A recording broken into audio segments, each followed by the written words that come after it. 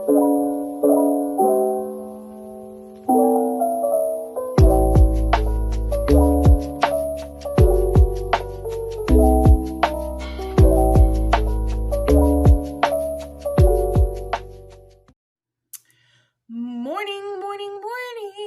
morning, you guys.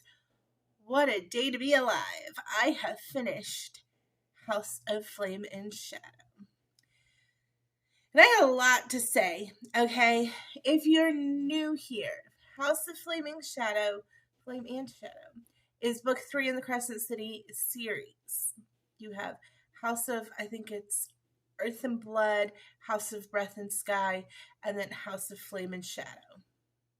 So that's the Crescent City series. It's by Sarah J. Maas, or Moss. Some people say it differently.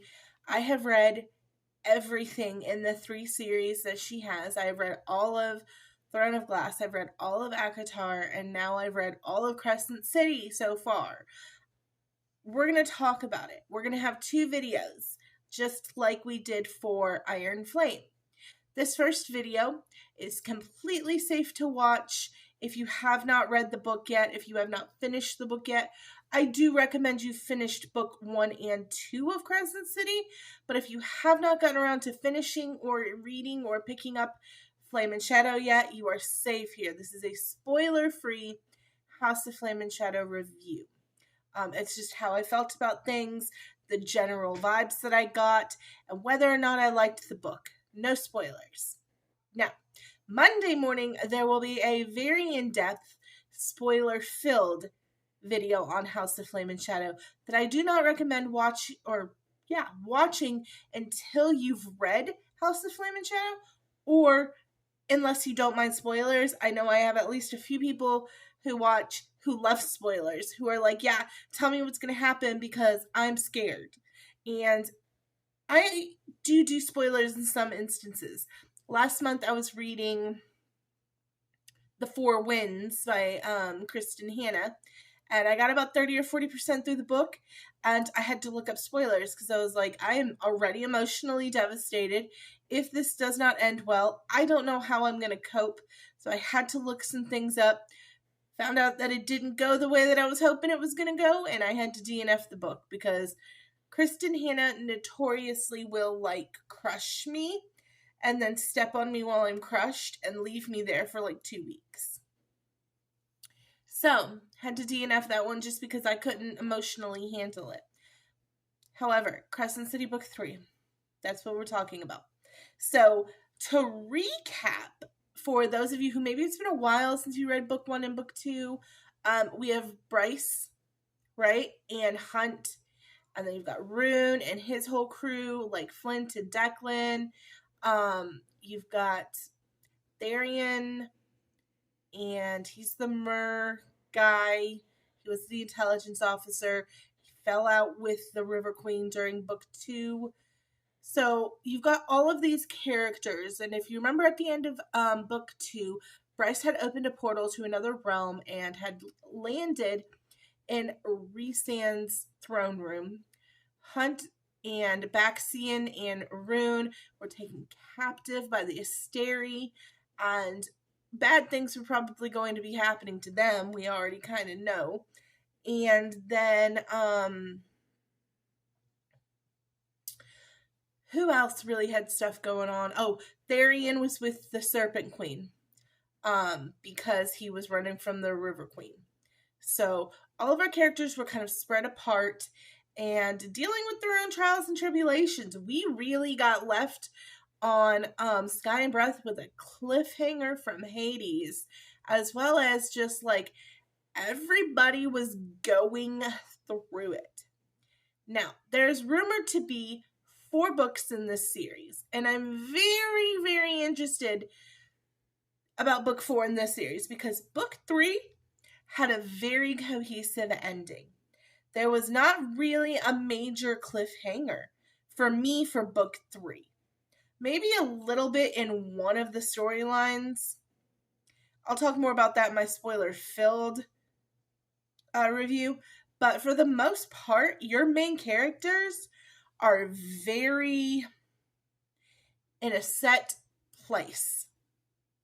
They are, there's a cohesive ending to this book. So I'm really curious that there's supposedly going to be a fourth book. Did I like the book without spoiling anything?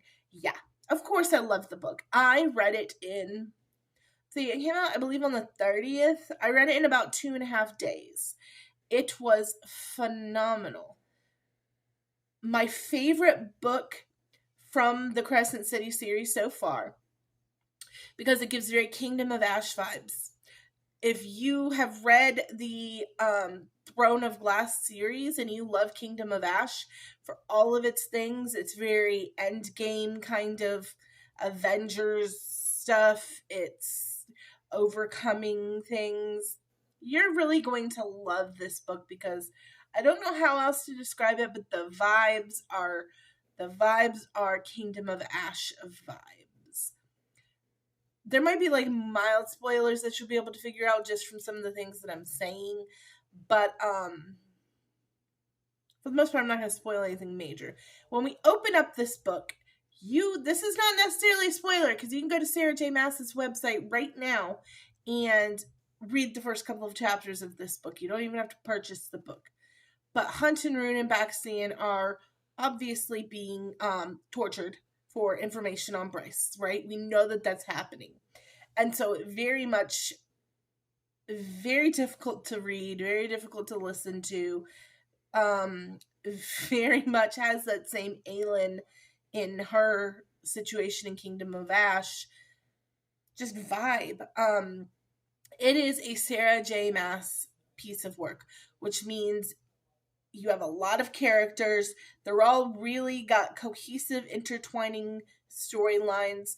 There's a lot of moments that like kind of shock you or take you aback or make you go, what the? Lot of those kind of moments. More so, I feel like Crescent City has more of those what the F moments than any of her other series do for me. So with Throne of Glass, I feel like it's an 8-book, really cohesive series. Like your story of from Selena through Aelin, like it's really good. It's really well done, and as a whole, it is a really good body of fantasy. ACOTAR to me it's my third favorite of the 3. You guys know this. I love it. It was the first thing I read by her. But there are bad books in ACOTAR. Or not necessarily bad books, but dull books, boring books, draggy books. Books that I'm like, this isn't my favorite. The first book in the ACOTAR series being 100% that. I know you have to build the character of who Feyre is, but absolutely not my favorite series.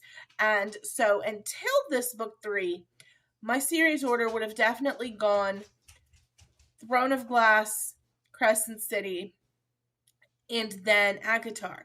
But with this Flame and Shadow, I do feel like Crescent City has notched that first slot pretty permanently.